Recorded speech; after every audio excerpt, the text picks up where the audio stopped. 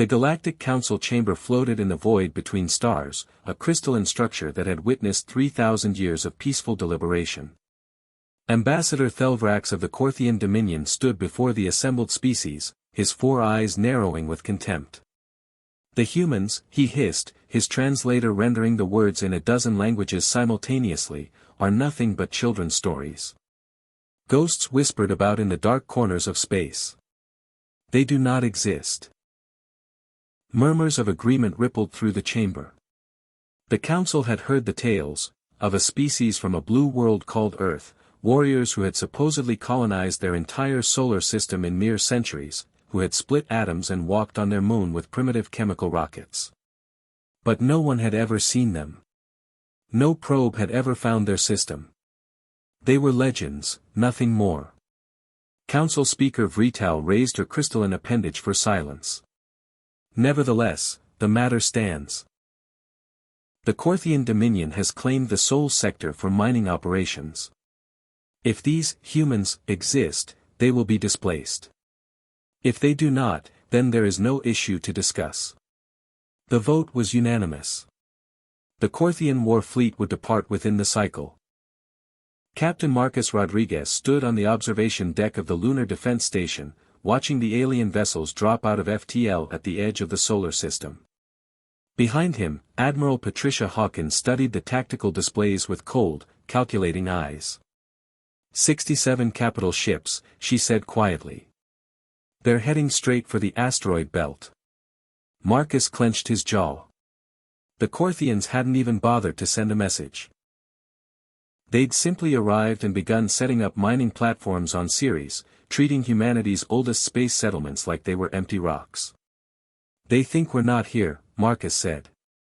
"They think Earth is just another legend." Patricia nodded slowly. "Then perhaps it's time we remind the galaxy why humans became legends in the first place." She activated her neural link. "Send the signal. Execute protocol revelation." Commander David Walsh watched his sensor board light up like a Christmas tree. Around the solar system, hidden facilities that had remained dormant for decades suddenly blazed to life. Jupiter's orbital shipyards, camouflaged to look like natural satellites. The massive construction facilities inside Saturn's rings. The network of bases scattered throughout the Kuiper belt.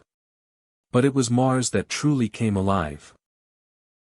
The entire planet seemed to shudder as concealed hangar doors larger than mountains began to open. The red dust that had hidden them for generations blew away in massive clouds, revealing the truth beneath. "My ancestors," whispered the Korthian sensor officer aboard the mining flagship. "What is that?"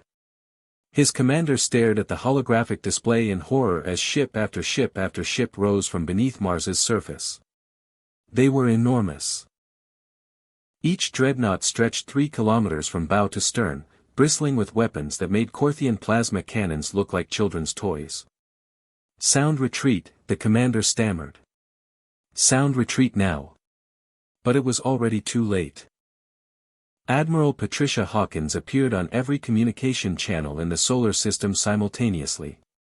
Her image was also broadcast across the galaxy through a network of relay beacons that humanity had secretly deployed over the past century.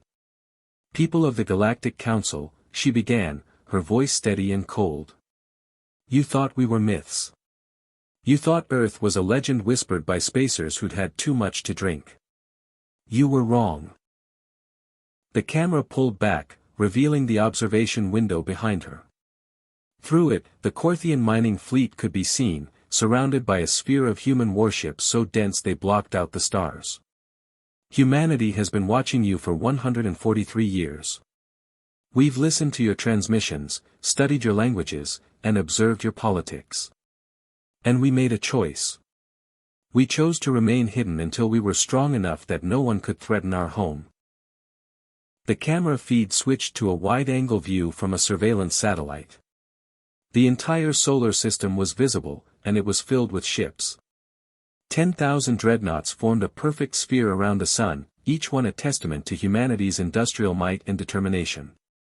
"This is our home," Patricia continued. "Every planet, every moon, every asteroid. We have lived here for millions of years, and we will continue to live here long after your empires have turned to dust. The Sol system is not available for colonization. It is not available for mining. It is not available at all. Commander David Walsh piloted his escort frigate alongside the Korthian flagship as it limped toward the edge of the solar system. The alien vessel's weapons had been disabled, its FTL drive carefully modified to send it home slowly, giving them plenty of time to think about what they'd witnessed. "Think they'll spread the word?" asked his co-pilot, Lieutenant Jennifer Matthews. David smiled grimly. "Oh, they'll spread it. The question is whether anyone will believe them. Until they see the recordings." "Until they see the recordings," David agreed. Behind them, the 10,000 dreadnoughts were already returning to their hiding places. Some would remain on patrol, of course, but most would go back to sleep beneath Mars's surface, beneath Europa's ice, within the clouds of Saturn. Waiting. Watching. 3 months later, Ambassador Thelvrak stood before the Galactic Council once more. His 4 eyes were wide with fear, his voice trembling as he spoke. "They were not legends," he said quietly. "They were hiding. Building. Preparing. And now." He activated the holographic display, showing the image of 10,000 human dreadnoughts filling the skies around their star. "Now they want us to know. They want us to understand that Sol is theirs, and anyone who goes there uninvited will not return." Council Speaker Vrital stared at the image for a long moment. "Then we shall mark their system as forbidden territory. Let no one disturb the humans in their home. Let them remain in their corner of the galaxy." But even as she spoke, she knew the truth. Humanity wouldn't remain isolated forever. They had revealed themselves for a reason. They had shown their strength for a purpose. The galaxy had thought humans were legends. Now they knew humans were real. And that terrified them even more.